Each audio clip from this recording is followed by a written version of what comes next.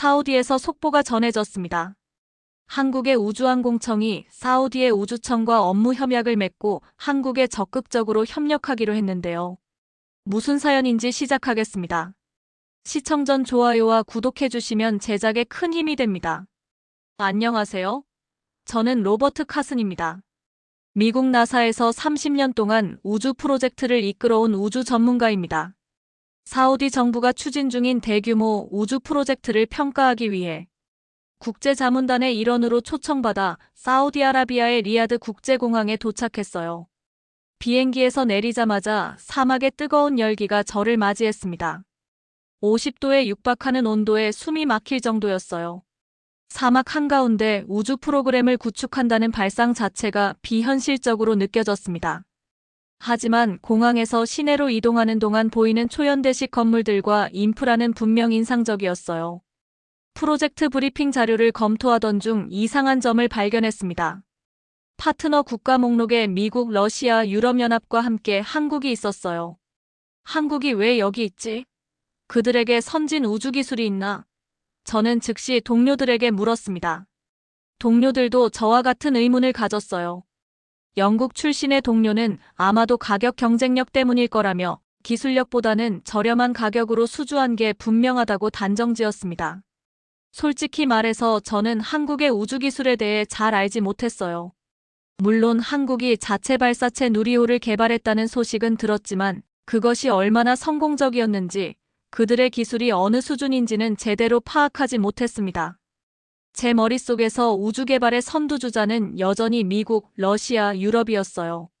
아시아에서는 중국과 일본이 강세를 보이고 있다고 생각했지만 한국은 그 리스트에 없었습니다. 호텔에 짐을 풀고 프로젝트 자료를 더 자세히 살펴봤어요. 놀랍게도 한국이 맡은 부분이 가장 도전적인 영역이었습니다. 우주 발사체 시스템, 위성 네트워크 구축, 그리고 미래 행성 탐사 기술 개발. 이는 모두 높은 기술력과 경험이 필요한 분야였어요. 이건 실패하기 딱 좋은 조건이라고 생각했습니다. 한국이 이 복잡한 임무를 수행할 능력이 있을지 극도로 의심스러웠어요. 다음 날 첫 회의에서 한국 팀을 만날 예정이었습니다. 아마도 그들은 곧 어려움에 직면하고 다른 파트너들에게 도움을 요청하게 될 거라 예상했어요. 역사적으로 이런 대형 우주 프로젝트는 항상 미국이나 러시아와 같은 전통적인 우주 강국들이 주도해왔으니까요. 리야드로 오기 전 제 머릿속에는 이미 프로젝트의 취약점을 분석하는 보고서 초안이 그려지고 있었습니다. 특히 한국이 맡은 부분이 가장 취약할 것이라 확신했어요. 다음 날 아침 사우디 우주센터에서 열린 첫 회의에 참석했어요. 회의실은 각국 대표들로 가득 찼고 모두들 자국의 기술력을 자랑하기 위해 의욕적으로 보였습니다. 미국과 러시아 대표단이 먼저 발표를 마쳤고 이어서 한국팀의 차례가 왔어요. 한국팀의 리더인 김 박사가 단상에 올랐습니다. 그는 조용하고 겸손한 모습이었지만 눈빛만은 자신감으로 가득했어요. 프레젠테이션이 시작되자 저는 충격을 받았습니다. 그들은 단순히 계획과 청사진만 보여준 것이 아니라 이미 진행 중인 프로젝트의 실시간 데이터와 구체적인 해결책을 제시했어요. 가장 놀라운 것은 그들이 사막의 극한 환경에 맞춘 맞춤형 발사 시스템을 이미 개발해 놓았다는 점이었습니다. 김 박사는 자신감 있게 설명했어요. 우리는 고온 환경에서도 안정적으로 작동하는 발사체 추진 시스템을 개발했습니다. 이 기술은 한국의 계절 변화가 극심한 환경에서 이미 검증된 것입니다. 옆자리의 나사 동료가 저에게 속삭였습니다. 이런 추진 시스템은 우리도 아직 실험 단계야. 그들이 정말 이미 완성했다고? 저도 의구심이 들었지만 김 박사가 보여주는 테스트 영상과 데이터는 매우 설득력이 있었어요. 더 놀라운 것은 그들의 위성 네트워크 구축 계획이었습니다. 한국팀은 사우디의 넓은 사막 지역 전체를 커버하는 초소형 위성 네트워크를 제안했어요. 사우디셋 네트워크는 전례 없는 정밀도로 사우디 전역을 커버할 겁니다. 우리의 AI 기반 위성 제어 시스템은 지상국의 개입 없이도 자율적으로 네트워크를 유지할 수 있습니다. 유럽 우주국 출신 동료가 저에게 말했어요. 이건 불가능한 일이야. 우리도 아직 그런 수준의 자율 네트워크를 구현하지 못했어. 저도 동의할 수밖에 없었습니다. 나사에서도 이런 기술은 아직 연구 단계에 있었으니까요. 발표가 계속되면서 한국 팀은 이미 초소형 위성 12기를 성공적으로 발사했고 사우디의 우주 프로그램에 즉시 통합할 수 있는 상태라고 설명했습니다. 그들의 위성은 크기는 작지만 기존 대형 위성의 기능을 거의 모두 수행할 수 있었어요. 이는 발사 비용과 운영 비용을 대폭 절감할 수 있는 혁신적인 접근법이었습니다. 30년 동안 나사에서 일하면서 이런 수준의 소형화와 효율성은 본 적이 없었어요. 우리는 여전히 거대한 인프라와 막대한 예산이 필요한 프로젝트에 집중하고 있었던 반면 한국은 완전히 다른 접근법을 택했고 그것이 놀랍게도 효과적으로 보였습니다. 회의가 끝난 후 저는 김 박사에게 다가가 질문을 던졌어요. 어떻게 이런 수준의 기술을 개발할 수 있었습니까? 특히 우주강국으로 알려지지 않은 한국에서 말이죠. 김 박사는 미소를 지으며 대답했습니다. 우리는 제한된 자원으로 최대의 효율을 내야 했습니다. 그래서 더 창의적이고 혁신적인 해결책을 찾아야 했어요. 또한 우리는 빨리빨리 문화를 가지고 있습니다.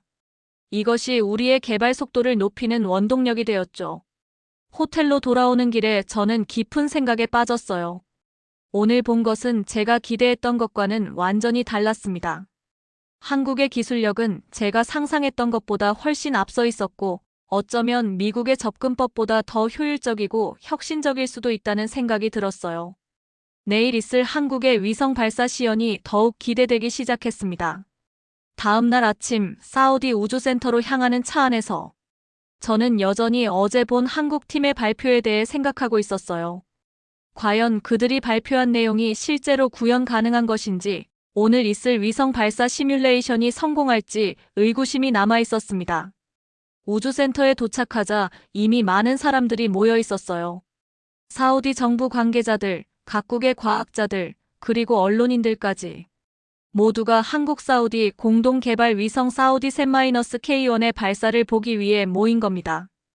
통제실로 안내되었는데 그곳의 분위기는 놀라울 정도로 차분했어요. 김 박사가 간략한 브리핑을 시작했어요. 오늘 발사될 사우디셋 K1은 사우디의 환경 모니터링을 위한 초소형 위성으로 100% 한국과 사우디의 공동기술로 제작될 것이라고 했습니다. 특히 이 위성은 사막의 수자원 관리, 도시 계획, 그리고 기후변화 연구에 활용될 예정이라고 했어요. 50도에 육박하는 사막 열기 속에서도 한국 팀은 차분히 준비를 마쳤습니다. 발사 카운트다운이 시작되었고 모든 과정이 놀랍도록 순조롭게 진행되었어요. 시뮬레이션 발사체가 하늘로 솟아오르는 순간 통제실에서는 박수가 터져나왔습니다. 특히 사우디 관계자들의 환호성이 가장 컸어요. 저는 한국 팀의 얼굴을 유심히 관찰했습니다. 그들은 마치 일상적인 업무를 하듯 차분했어요. 이런 큰 프로젝트를 진행하면서도 과도한 긴장이나 스트레스의 흔적이 보이지 않았습니다. 이는 나사나 ESA의 발사 현장에서 느껴지는 극도의 긴장감과는 완전히 달랐어요. 발사 후 30분, 가장 중요한 순간이 왔습니다. 위성과의 초기 통신 구축 시도였어요. 일반적으로 이 과정은 수시간이 걸리는 것이 보통인데 한국 팀은 단 30분 만에 위성과의 통신을 할 수 있는 시스템을 구축했습니다. 저는 김 박사에게 다가가 어떻게 이렇게 빠르게 통신을 구축할 수 있었는지 물었어요. 그는 위성 통신에 양자 암호화 기술을 적용했다고 설명했습니다. 이 기술은 서울대와 카이스트에서 공동 개발한 것으로 통신 속도를 4배 이상 높이면서도 보안성을 강화했다고 해요.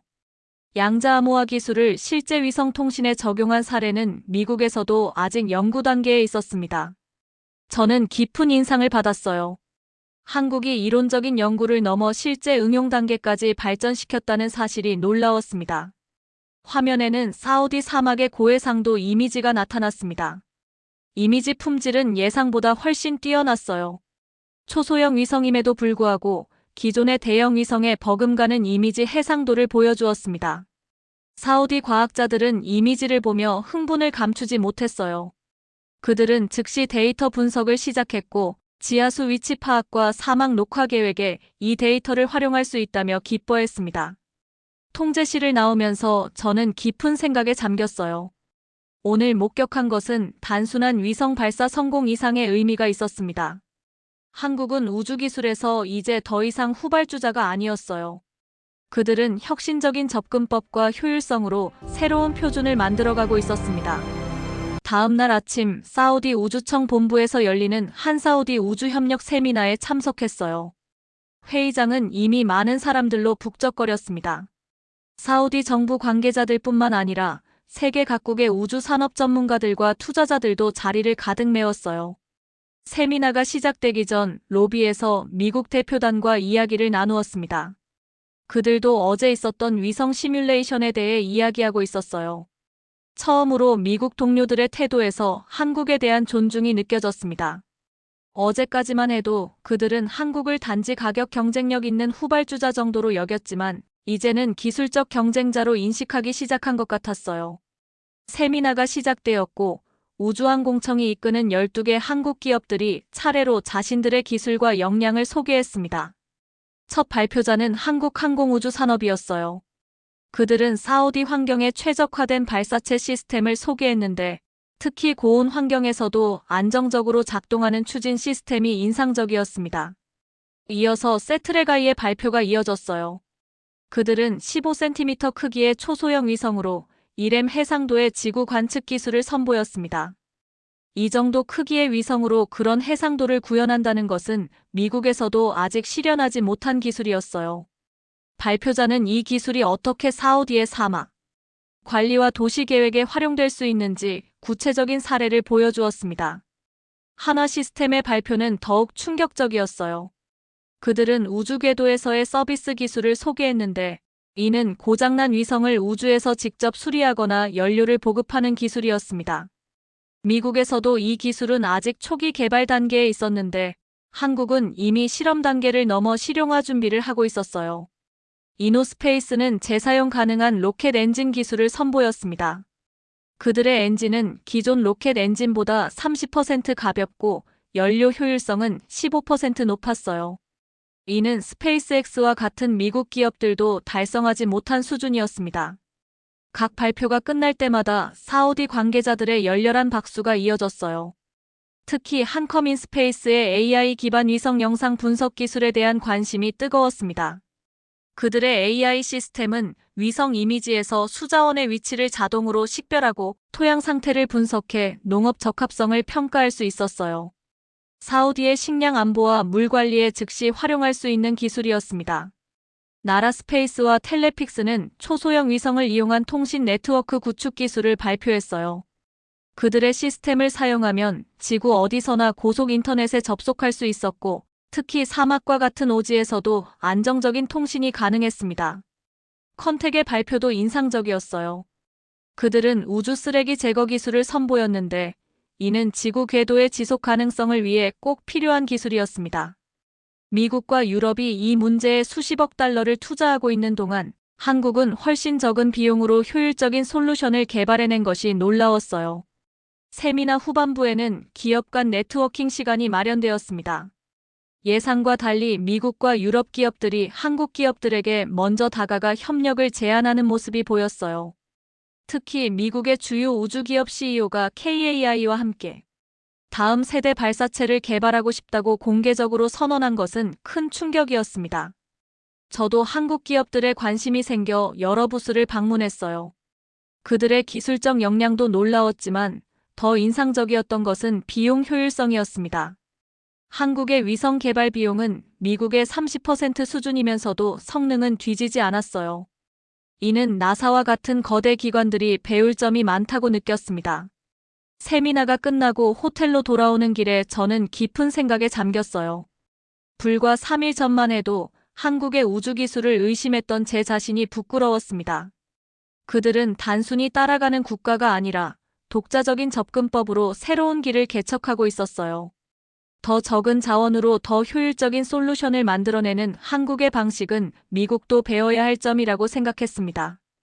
다음 날 아침 사우디 우주청 본부에서 열리는 한 사우디 우주협력 세미나에 참석했어요. 회의장은 이미 많은 사람들로 북적거렸습니다. 사우디 정부 관계자들뿐만 아니라 세계 각국의 우주 산업 전문가들과 투자자들도 자리를 가득 메웠어요. 세미나가 시작되기 전 로비에서 미국 대표단과 이야기를 나누었습니다. 그들도 어제 있었던 위성 발사 시뮬레이션에 대해 이야기하고 있었어요. 처음으로 미국 동료들의 태도에서 한국에 대한 존중이 느껴졌습니다.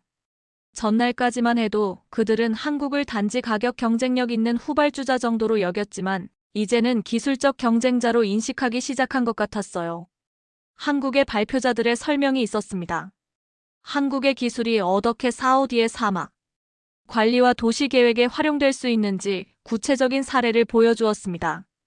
한화 시스템의 발표는 더욱 충격적이었어요. 그들은 우주 궤도에서의 서비스 기술을 소개했는데 이는 고장난 위성을 우주에서 직접 수리하거나 연료를 보급하는 기술이었습니다. 미국에서도 이 기술은 아직 초기 개발 단계에 있었는데 한국은 이미 실험 단계를 넘어 실용화 준비를 하고 있었어요. 이노스페이스는 재사용 가능한 로켓 엔진 기술을 선보였습니다. 특히 한커민스페이스의 AI 기반 위성 영상 분석 기술에 대한 관심이 뜨거웠습니다. 그들의 AI 시스템은 위성 이미지에서 수자원의 위치를 자동으로 식별하고 토양 상태를 분석해 농업 적합성을 평가할 수 있었어요. 사우디의 식량 안보와 물 관리에 즉시 활용할 수 있는 기술이었습니다. 나라스페이스와 텔레픽스는 초소형 위성을 이용한 통신 네트워크 구축 기술을 발표했어요. 그들의 시스템을 사용하면 지구 어디서나 고속 인터넷에 접속할 수 있었고 특히 사막과 같은 오지에서도 안정적인 통신이 가능했습니다. 컨텍의 발표도 인상적이었어요. 그들은 우주 쓰레기 제거 기술을 선보였는데 이는 지구 궤도의 지속 가능성을 위해 꼭 필요한 기술이었습니다. 한국은 훨씬 적은 비용으로 효율적인 솔루션을 개발해낸 것이 놀라웠어요. 기업 간 네트워킹 시간이 마련되었습니다.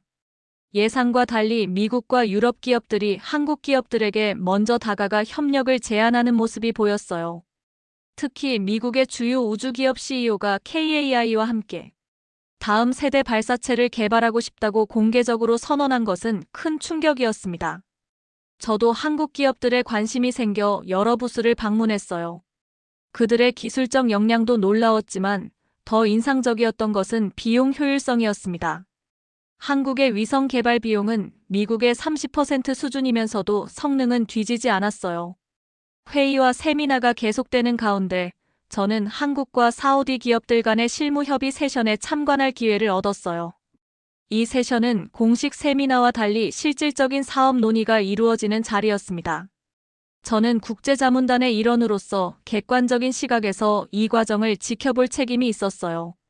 세션이 열린 회의실에 들어서자 여러 개의 원형 테이블이 배치되어 있었습니다. 각 테이블마다 한국 기업 대표와 사우디 측 관계자들이 마주 앉아 진지한 대화를 나누고 있었어요. 제가 다가간 첫 번째 테이블에서는 세트레가이와 사우디 국영 석유회사 아람코 간의 논의가 진행 중이었습니다. 그들은 위성 영상을 이용한 석유 탐사 기술에 대해 이야기하고 있었어요. 한국 측 대표는 초소형 위성 군집을 이용해 사막 지역의 지질 구조를 정밀하게 분석하는 기술을 설명했습니다. 이 기술을 통해 석유 탐사 비용을 현재의 60% 수준으로 낮출 수 있다고 했어요. 아람코 측 인사들의 눈빛이 점점 더 진지해지는 것을 볼 수 있었습니다.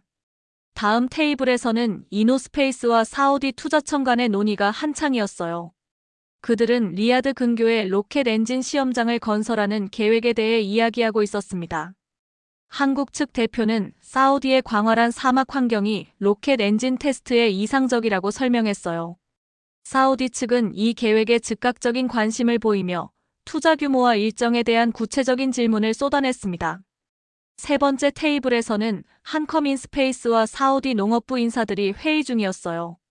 그들은 AI 기반 위성 영상 분석을 통해 사막에서 농업 가능 지역을 식별하고 관계 시스템 최적화를 위한 기술을 논의하고 있었습니다. 사우디에게 식량 안보는 국가적 과제였기에 이 기술에 대한 관심은 매우 뜨거웠어요. 특히 인상적이었던 것은 한국 기업들의 접근 방식이었습니다. 그들은 자신들의 기술을 단순히 판매하려는 것이 아니라 사우디의 특수한 환경과 필요에 맞춤화하려는 의지를 보였어요. 또한 단기적인 이익보다는 장기적인 파트너십 구축에 중점을 두는 것 같았습니다.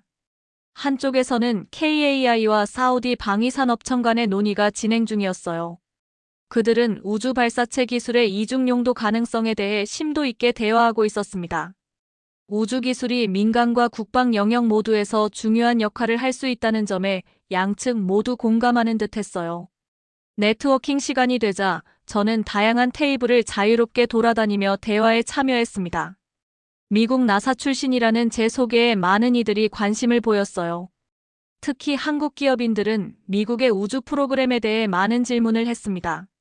한 한국 엔지니어와 이야기를 나누면서 저는 그들의 기술 발전 과정이 궁금했어요. 그는 한국이 짧은 기간에 우주 기술을 발전시킬 수 있었던 비결에 대해 설명했습니다. 그의 설명을 들으며 저는 미국의 우주 개발 접근법과 비교하게 되었어요. 나사는 거대한 예산과 인력을 바탕으로 하는 반면 한국은 제한된 자원으로 최대 효율을 추구하는 방식이었습니다. 어쩌면 이러한 차이가 한국만의 독특한 혁신을 만들어낸 것이 아닐까 하는 생각이 들었어요. 네트워킹 세션이 끝나갈 무렵 저는 한국과 사우디, 양국 간의 우주 협력이 단순한 거래 관계를 넘어서는 것임을 깨달았습니다. 두 나라는 서로의 필요와 강점을 보완하며 진정한 파트너십을 구축하고 있었어요. 한국의 기술력과 사우디의 자본 및 지정학적 위치는 완벽한 시너지를 만들어내고 있었습니다. 호텔로 돌아가는 길에 저는 지난 며칠간의 경험을 되돌아보았어요. 한국에 대한 제 인식은 완전히 바뀌었습니다. 처음에는 의구심과 약간의 무시가 있었지만 이제는 깊은 존경과 호기심으로 변했어요. 한국의 우주기술은 단순히 선진국의 것을 모방한 것이 아니라 근본적으로 다른 접근법으로 새로운 가치를 창출하고 있었습니다. 드디어 한국 우주기업들과 사우디 우주청 간의 업무 협약 체결식이 열리는 날이 왔어요. 행사장인 사우디 우주청 SSA 본부는 특별히 장식되어 있었습니다. 입구에는 한국과 사우디 양국 국기가 나란히 걸려 있었고 로비에는 양국의 우주 프로그램 성과를 보여주는 전시물이 설치되어 있었어요. 저는 국제자문단의 일원으로 VIP 좌석에 앉아 행사를 지켜보게 되었습니다. 제 양옆으로는 러시아, 중국, 유럽 우주국의 대표들이 자리했어요. 모두 이 역사적인 순간을 목격하기 위해 모인 것이었습니다. 행사가 시작되고 먼저 사우디 우주청장이 연단에 올랐어요. 그는 사우디의 비전 2030과 우주 산업 육성 계획에 대해 간략히 설명했습니다. 특히 2018년 SSA 설립 이후의 노력과 성과를 언급하며 이번 한국과의 협력이 사우디 우주 프로그램의 중요한 전환점이 될 것이라고 강조했어요. 이어서 한국우주항공청 청장이 연설했습니다. 그는 한국의 우주기술 발전 과정과 현재의 역량을 소개했어요. 특히 한국이 짧은 기간에 이룬 성과들, 누리호 발사, 성공, 다누리달 궤도선 임무 그리고 저궤도 위성 개발 기술 등을 언급했습니다. 청장은 특별히 이번 중동 진출의 의미를 강조했어요. 이는 단순한 기술 수출이 아니라 양국이 함께 우주 미래를 개척하는 진정한 파트너십이라고 설명했습니다. 한국의 기술력과 사우디의 자원이 결합하면 글로벌 우주 산업의 새로운 모델이 될 수 있다고 자신감 있게 말했어요. 드디어 양국 우주청 간의 업무 협약 체결식이 진행되었습니다. 협약서에는 심우주 기술 및 통신, 유인 우주 비행 프로그램, 위성 발사 및 탑재체, 우주, 과학공학 분야 역량 강화 등에 협력한다는 내용이 담겨 있었어요. 양국 대표가 협약서에 서명하자 큰 박수가 터져나왔습니다. 협약 체결 후에는 12개 한국 기업들과 사우디 기관들 간의 개별 협력 양해각서 서명식이 이어졌어요. 특히 눈에 띄었던 것은 사우디 왕실 펀드가 한국의 몇몇 우주기업들에 직접 투자하기로 한 협약이었어요. 이는 사우디가 한국의 우주기술에 얼마나 큰 관심과 신뢰를 갖고 있는지 보여주는 증거였습니다. 서명식이 끝난 후 리셉션이 열렸고 저는 여러 관계자들과 대화를 나눌 기회가 있었어요.